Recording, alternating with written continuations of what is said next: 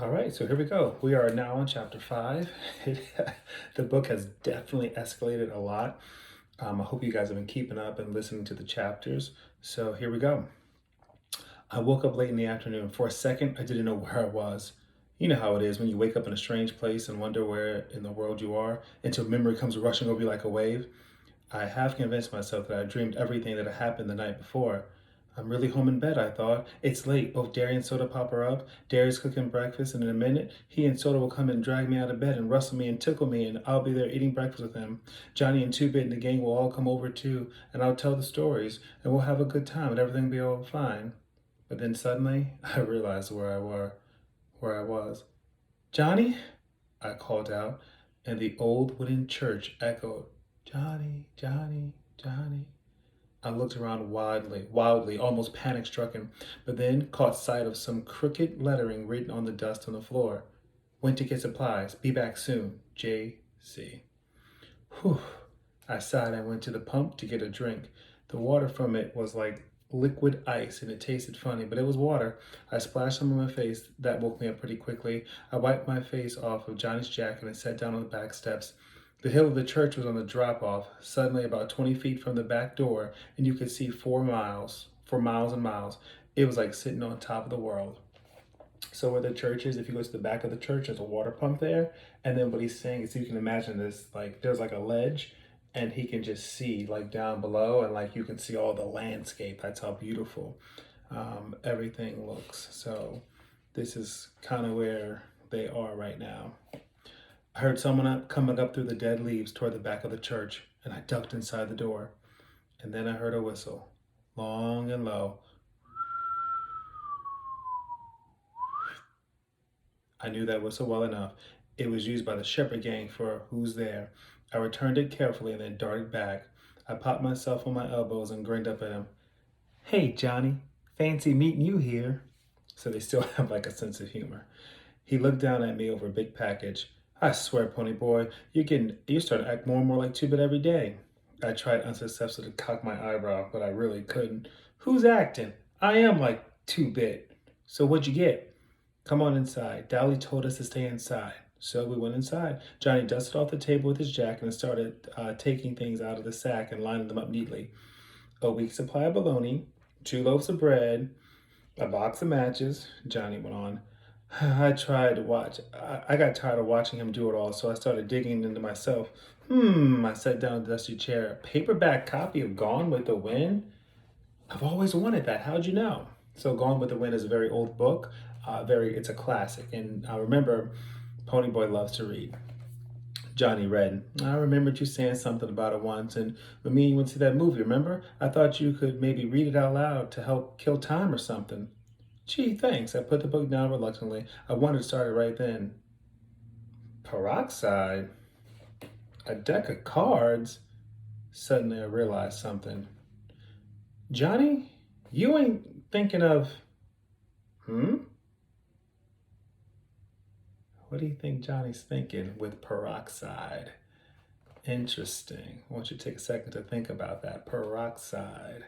We know peroxide is used to like, on cuts and stuff, but why would else would you need peroxide? Johnny sat down and pulled out the knife. You're gonna have to cut our hair. And well, you're gonna bleach yours. He looked at the ground carefully. They'll have our descriptions in the paper. We can't fit them. Oh no, my hands flew to my hair. No, Johnny, not my hair. It was my pride. It was long and silky, just like Soda's, only a little redder. Our hair was tough, and we didn't have to use much grease on it. Our hair labeled us as greasers, too. It was our trademark, the one thing that we were proud of. Maybe we couldn't have Coverts and Madras shirts, but we could have hair. You'd have to anyway if we got caught. The first thing the judges do is make you cut your hair off. I don't see why. Dally could have just as easily mugged somebody with short hair. I don't know either. It's just the way they're trying to break us. They can't really do anything to guys like Curly Shepherd or Tim. They've had about everything done to them, and they can't take anything from them because they don't have anything in the first place. So they cut the hair. I looked at Johnny imploringly. Johnny sighed. I'm gonna cut mine too and wash out the grease, and I can't bleach it. I'm too dark skinned to look okay blonde. Oh, come on, pony boy. It'll grow back. So when Johnny says dark skin, he has more like an Italian type of skin. So his skin is a little bit darker than Pony Boy. So he's saying if he had his hair blonde, it just wouldn't look right. So Pony Boy, who has a little bit more fair skin, it'll look fine on him if he goes blonde. Okay, get it over with. Johnny flipped out the razor edge of his switch, took hold of my hair, and started sawing at it. I shuddered. Not too short, Johnny. Please, not too short. And finally, it was over with. My hair looked funny, scattered all over the floor in tufts. It's lighter than I thought it was, I said, examining it. Can I see what I look like now? No, Johnny said. We gotta bleach it first. After I sat in the sun for 15 minutes to dry the bleach, Johnny let me look in the old cracked mirror we'd found in the closet. I had to do a double take. My hair was even lighter than Soda Pop's. I'd never combed it to the side like that. It just didn't look like me. It made me look younger and scarier too. Boy, howdy, I thought this really makes me look tough. I look like a blasted pansy. I was miserable. Johnny handed me the knife. He looked scared too. Cut the front and then thin out the rest. I'll comb it back and wash it out. Johnny, you can't wash your hair in the freezing water in the freezing water in this weather. You'll get a cold. He only shrugged. Go ahead and cut it. I did the best I could. He went ahead and washed it anyway, using the bar of soap he'd brought. I was glad I had him to run away with instead of Two Bit or Steve or Dally. They would have never had thought of anything or even got soap. I gave Dally's jacket to wrap him up in, and sat shivering in the sunlight in the back steps, leaning against the door, combing his hair back. It was the first time I could see that he had eyebrows. He didn't look like Johnny. His forehead was whiter where his bangs had been.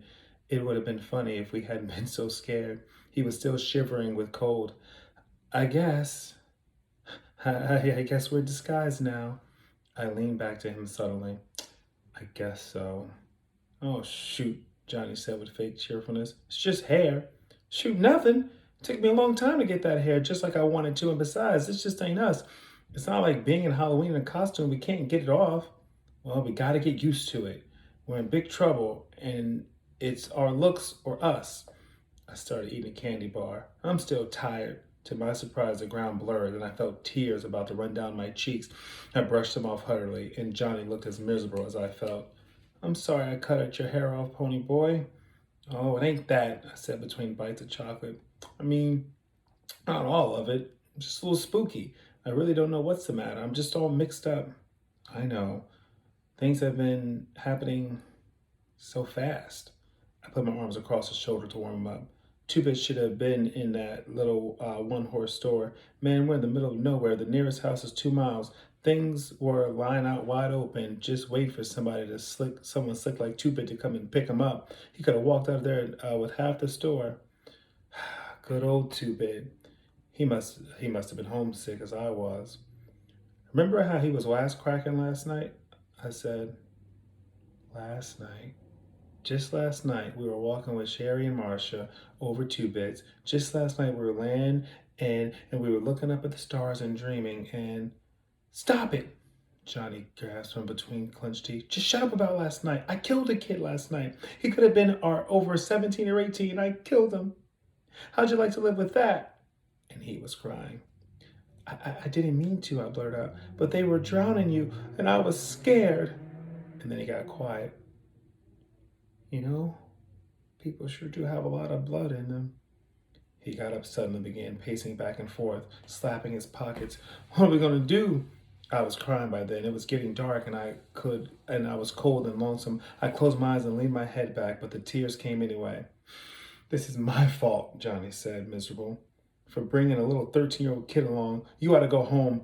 You can't get into trouble. You didn't kill him. You should just go, pony boy. No, I screamed back. And I'm 14. I've been 14 for a month, and I'm just as much in as you are. I'll stop crying in a minute. I just can't help it, okay? He slumped down beside me. I didn't mean that, pony boy. Don't cry, pony boy. We'll be okay. Don't cry. I leaned against him and we bawled until I went to sleep. I woke up late that night. Johnny was resting against the wall, and I was asleep on his shoulder. Johnny, you awake? Yeah. We ain't gonna cry no more, are we? Nope. We're all cried out now. We're getting used to the idea. We're gonna be okay now. That's what I thought, I said drowsily. Then, the first time since Dally and I had sat down behind those girls at Nightly Double, I relaxed. We could take whatever was coming now. And that's why I'll pause right there. This is chapter 5, part 1. Part 2 coming soon.